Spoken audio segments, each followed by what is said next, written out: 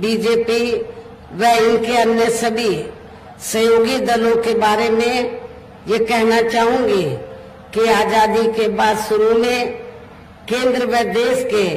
काफी राज्यों में भी ज्यादातर सत्ता यहाँ कांग्रेस पार्टी के ही हाथों में केंद्रित रही है, किंतु इनकी अधिकांश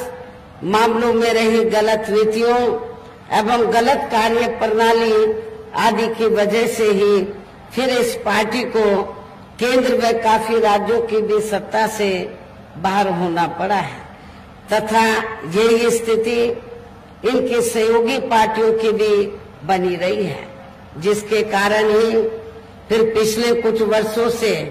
भारतीय जनता पार्टी व इनके सहयोगी दल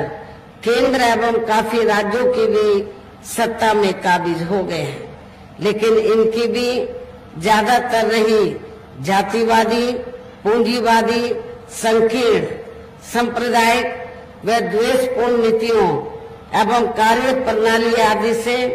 तथा इनकी कथनी व करनी में भी काफी अंतर होने की वजह से अब ऐसा लगता है कि इस बार ये पार्टी भी यानी कि भारतीय जनता पार्टी भी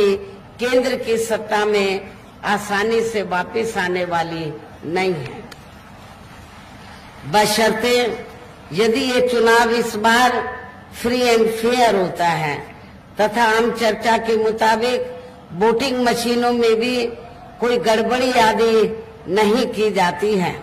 और वैसे भी इस बार चुनाव में इनकी कोई भी पुरानी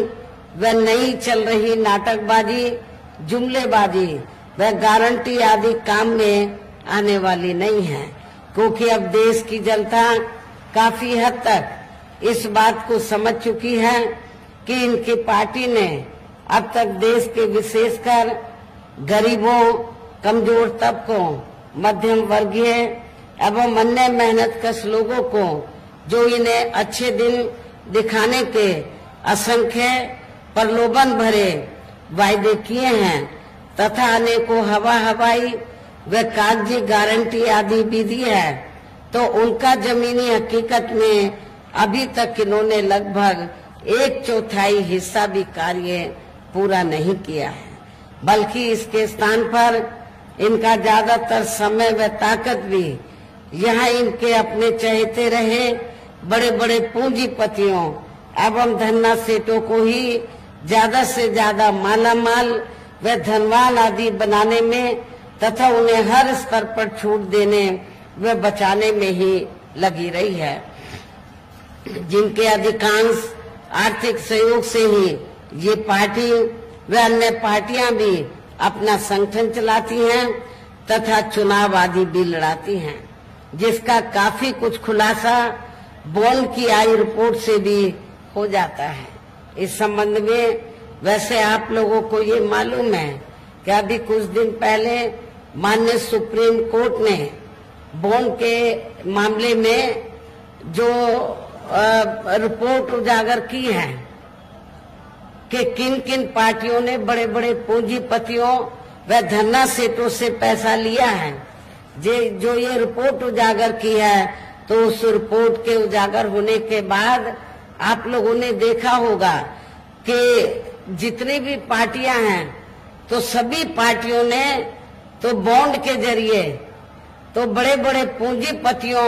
व धन्ना सेठों से पैसा लिया है, लेकिन पूरे देश में बहुजन समाज पार्टी ही अकेली एक ऐसी पार्टी है जिसने बॉन्ड के जरिए किसी भी पूंजीपति से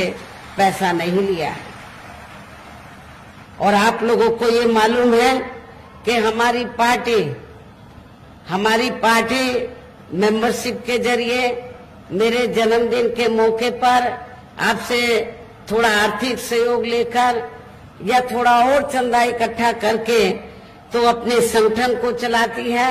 और चुनाव आदि भी लड़ाती है। दूसरी पार्टियों की तरह बड़े बड़े पूंजीपतियों व धन्ना सेठों से पैसा आदि नहीं लेती है। इसके साथ ही अब ऐसा लगता है कि कांग्रेस पार्टी की तरह ही बीजेपी ने भी केंद्र की तमाम सरकारी जांच एजेंसियों का ज्यादातर राजनीतिकरण ही कर दिया है। इसके अलावा देश के किसान वर्ग भी वर्तमान बीजेपी की सरकार में शुरू से ही अपनी विभिन्न समस्याओं को लेकर काफी ज्यादा दुखी व परेशान रहे हैं और अभी भी हैं। जबकि यूपी में 4 बार हमारी पार्टी की रही सरकार ने इनके हितों का भी हर स्तर पर विशेष ध्यान रखा है। हमने अपनी चारों हुकूमतों में तो चाहे छोटा किसान हो या फिर बड़ा किसान हो, हमने खासकर जो मझला किसान है, छोटा और मझला किसान, तो हमारी पार्टी की सरकार ने किसानों को तो समय से खेती करने के लिए साधन उपलब्ध कराए, सस्ते साधन उपलब्ध कराए और जो भी इनकी फसल हुई उस फसल का भी उचित दाम हमारी पार्टी की सरकार ने अपनी चारों हुकूमतों के दौरान दिया है। इतना ही नहीं बल्कि केंद्र में पूर्व की रही कांग्रेसी सरकार की तरह ही वर्तमान भाजपा सरकार में भी इनकी जातिवादी, हीन, सांप्रदायिक एवं पूंजीवादी सोच व नीतियों के चलते ही पूरे देश में सर्व समाज में से खासकर गरीबों, दलितों, आदिवासियों, पिछड़े वर्गों, मुस्लिम एवं अन्य धार्मिक अल्पसंख्यक समाज के लोगों का भी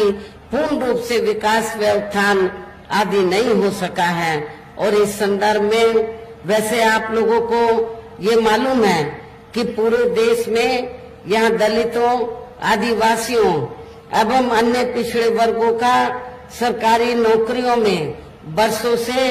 अधूरा पड़ा आरक्षण का कोटा भी अभी तक पूरा नहीं भरा गया है। विशेषकर एससी व एसटी वर्गों के सरकारी कर्मचारियों का पदोन्नति में आरक्षण भी अब काफी हद तक प्रभावहीन ही बना दिया गया है। और जब समाजवादी पार्टी की यहाँ सरकार थी यूपी में, तो समाजवादी पार्टी की सरकार ने तो इसको यूपी स्टेट में बिल्कुल ही खत्म कर दिया था। साथ ही केंद्र व राज्यों में भी विरोधी पार्टियों की रही सरकारों में इन सभी वर्गों को प्राइवेट सेक्टर में आरक्षण दिए जाने की व्यवस्था किए बिना ही इनकी सरकारों के ज्यादातर सरकारी कार्य अब प्राइवेट सेक्टर के जरिए ही इनके बड़े बड़े पूंजीपतियों व धन्ना सेठों आदि को ही दिए जाने के कारण अब इनको पूरे देश में आरक्षण का बहुत कम ही लाभ मिल पा रहा है। इसी प्रकार इनका अन्य और मामलों में भी शोषण व उत्पीड़न आदि होना अभी तक भी बंद नहीं हुआ है। इनके साथ साथ मुस्लिम व अन्य धार्मिक अल्पसंख्यक समाज के लोगों की भी हालत हर स्तर पर यह काफी ज्यादा खराब व दयनीय बनी हुई है। इतना ही नहीं बल्कि पिछले कुछ वर्षों से केंद्र व अधिकांश राज्यों में भी बीजेपी व आरएसएस की सरकारों के चलते हुए अब इनका विकास व उत्थान आदि होना भी काफी हद तक बंद सही हो गया है। आए दिन इन पर खासकर धर्म व हिंदुत्व की आड़ में हो रही जुर्म जाति भी यह काफी ज्यादा चरम सीमा पर पहुंच चुकी है। इनके साथ साथ अपर कास्ट समाज में से विशेषकर गरीब लोगों की भी हालत हमें कोई खास अच्छी नजर नहीं आती है। आप लोगों को मालूम है कि गरीब लोगों के साथ साथ तो अपर कास्ट समाज में से जो ब्राह्मण समाज है तो उनकी हालत सपा सरकार में भी काफी ज्यादा खराब थी और वर्तमान बीजेपी की सरकार में भी काफी ज्यादा खराब है। इनकी गलत कृषि नीतियों के कारण किसान वर्ग भी आए दिन आंदोलित ही रहता है। साथ ही इनकी गलत आर्थिक नीतियों की वजह से देश की अर्थव्यवस्था पर भी इसका काफी बुरा प्रभाव पड़ रहा है, जिससे यहाँ विशेषकर छोटे एवं मध्यम वर्गीय व्यापारी वर्ग भी काफी ज्यादा दुखी व परेशान हैं। और अब केंद्र में पूर्व की रही सरकारों की तरह ही वर्तमान भाजपा सरकार में भी या पूरे देश में गरीबी, बेरोजगारी एवं महंगाई आदि भी लगातार काफी ज्यादा बढ़ रही है। देश में हर स्तर पर फैला भ्रष्टाचार भी अभी तक खत्म नहीं हुआ है। ऐसे में अब आप लोगों को देश में हो रहे लोकसभा चुनाव में कांग्रेस, बीजेपी व इनकी सहयोगी पार्टियों को भी केंद्र की सत्ता में आने से जरूर रोकना है। जिनकी गलत नीतियों व गलत कार्य प्रणाली आदि को आप लोग काफी आजमा भी चुके हैं। ऐसी स्थिति में अब ये विरोधी पार्टियां इस चुनाव में भी किस्म किस्म के साम, दाम, दंड भेद आदि अनेकों हथकंडे इस्तेमाल करके केंद्र की सत्ता में आने की पूरी कोशिश में लगी हैं, जिनसे अपनी पार्टी के लोगों को हर स्तर पर काफी ज्यादा सावधान रहना है। और इस मामले में विरोधी पार्टियां अपने अपने पक्ष में हवा बनाने के लिए खासकर मीडिया, ओपिनियन पोल व सर्वे आदि का जो बड़े पैमाने पर इस्तेमाल कर रही हैं, तो उनसे भी अपनी पार्टी के लोगों को बिल्कुल भी गुमराह नहीं होना है। इसके साथ ही विरोधी पार्टियों के विभिन्न रूपों में जारी किए गए इनके हवाई व प्रलोभन भरे चुनावी घोषणा पत्रों एवं वायदों आदि के बहकावे में भी अपनी पार्टी के लोगों को कतई भी नहीं आना है। जिन्हें ये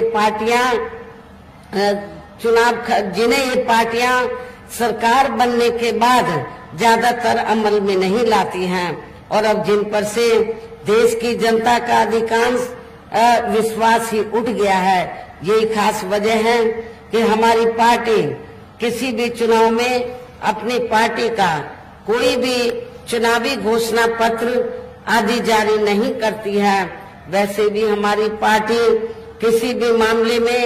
कहने में बहुत कम बल्कि कार्य करके दिखाने में ही ज्यादा विश्वास रखती है।